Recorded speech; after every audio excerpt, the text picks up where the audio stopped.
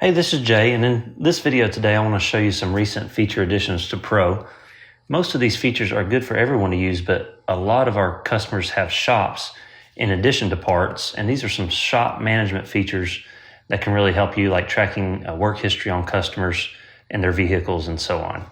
So let's jump right in. I've already added an account for demonstration purposes, so I'm going to pull that up, account 23.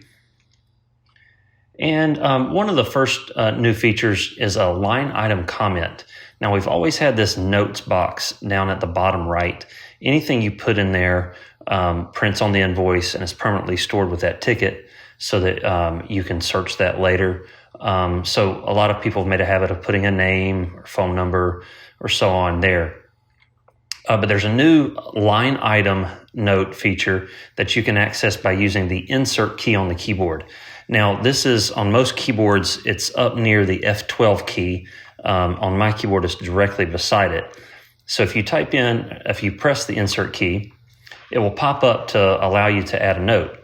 So I'm just going to type in here, customer wants oil change and fluids check. Now, you can use this for anything. I'm just making something up here, but you can hit enter and then enter one more time to put it on the invoice. Now, I notice it's kind of hidden here behind the pricing here, but when you finalize the ticket, it displays the entire note there, so you can see the whole thing. And there's plenty of room there. It'll go all the way to the right, and it'll go down to the next line if there's more notes in there. So as you're working on a car, if you need to make notes, you can use that insert key to add notes. And you can also double click to edit just like you can with a part and put it back on the ticket there. So now let's go look up a part, look up the oil filter for this car. Now, this is a new feature here. We call it fleet vehicle management. If you're working with a customer that has a fleet, you can add them in there, but it really works for anything. It can just work for Joe Smith who walks in with his car. You can select from a list if you've already added some. There's none for this customer yet, but you can add it with the plus here. You can also go through the catalog first, and it will add it from there once you've looked it up. But I actually have a VIN number, so I'm gonna add the VIN number in here. And you do need to put in a description here, F150 XLT 5.4. And I'm just going to add this. You can leave this here blank here, like a fleet or a car number. If it's like I said, if it's a fleet and they assign truck numbers or something to the car, you can enter that in there. And I will point this out later, but you can get history by searching the car number, truck number, whatever it is, later on. So we'll save this. Now, this vehicle is now added, and I can do this two ways going to the catalog. I can select it out of the list before I go to the catalog, or if I forget to, I can just click on catalog, and it will prompt me if he has a list of vehicles that are saved.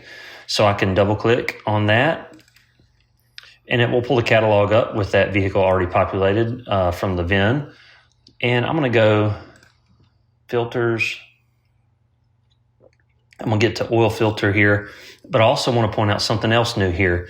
The engine oil capacity is also now listed under the filters categories here. So you can get and view, you can still go here to fluids and specs and see it there.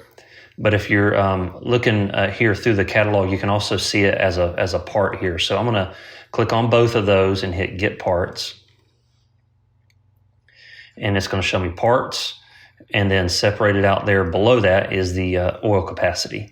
And I can see that this recommends 5W20 and 6 quarts. So I'm going to add this part to the invoice here by double clicking. And let me just point out something else too that you may like. You can, if you'd like, you can also add these. These are treated just like a note part number, just like the note that we manually entered earlier. You can double click and add that to the invoice just like a note.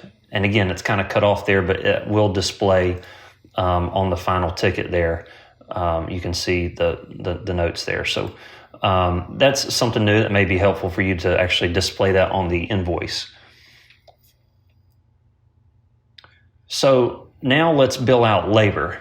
And you may have a fixed part number for labor, for an oil change or something, but you can now use, if you have like a generic number where you enter in the total, total labor price every time.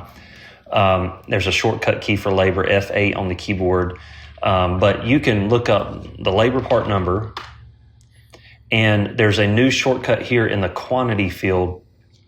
We use a lot of shortcuts in the quantity, like for cores and defects and stuff like that. Well, this you can do a fractional amount. So based on a labor rate that we store in preferences, in this case, I've got a $75 an hour labor rate stored in preferences. I can do a fractional rate here. So if we do an hour and a half, I can do 1.5 along with the L. You have to have the L in there in order to calculate it properly. So 1.5 L, enter. And it'll automatically factor my labor 1.5 hours at $75 an hour, and enter will put that on the ticket. So the L is the new feature there. Another feature that's been around for a while, if you don't know about it, when you go to finalize a ticket that has labor on it, if it notices that there is labor, there is a pop-up that'll come on that'll let you assign a mechanic to the invoice. And this is an option that has to be turned on, so it may not work for you right off the bat if you go to try it. But you can enter in a mechanic number or even drop down from the list. There is even a way to assign multiple mechanics. So if you've got multiple mechanics working, on the same ticket, same invoice, you can assign them separately to the parts and the labor. And what that gives you is some reporting, a mechanic report that will show you parts, labor, core, etc. And you can run that on demand by date range, or you can have it spit out along with the end of month reporting. So you can assign a mechanic, hit OK, and there's my ticket. It shows my labor on there, my notes. So I'm going to finalize this.